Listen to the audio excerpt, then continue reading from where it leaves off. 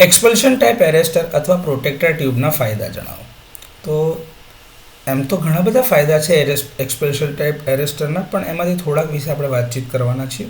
તો કે એકવાર ડિસ્ચાર્જ થઈ જાય પછીથી એરેસ્ટર મેન્યુઅલ હસ્તક્ષેપની જરૂર વગર આપમેળે પોતાની જાતને ફરીથી સેટ કરે છે, જેથી કરીને તાત્કાલિક જો બીજું કોઈ ઓપરેશન લેવાનું થાય તો એ તૈયાર રહી શકે. એનું સરળ રચના અથવા તો બાંધકામ અને સરળતાથી ઉપલબ્ધ થતી સામગ્રીના કારણે તે પ્રમાણમાં સસ્તું છે.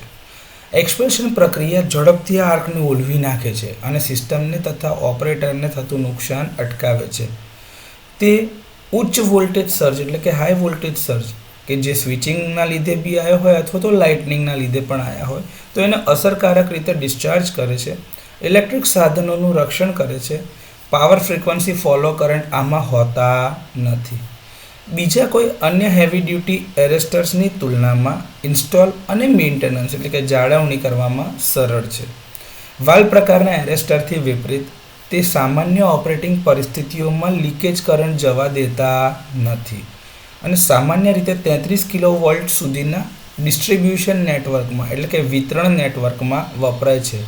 એ બતાવે છે કે આ મીડિયમ વોલ્ટેજ સિસ્ટમ માટે ખૂબ જ જરૂરી એવું અરેસ્ટર છે. તો આ થોડા ઘણા ફાયદા છે એક્સપલ્શન ટાઈપ એરેસ્ટરના. જો પરીક્ષામાં પૂછાય તો લખીશું.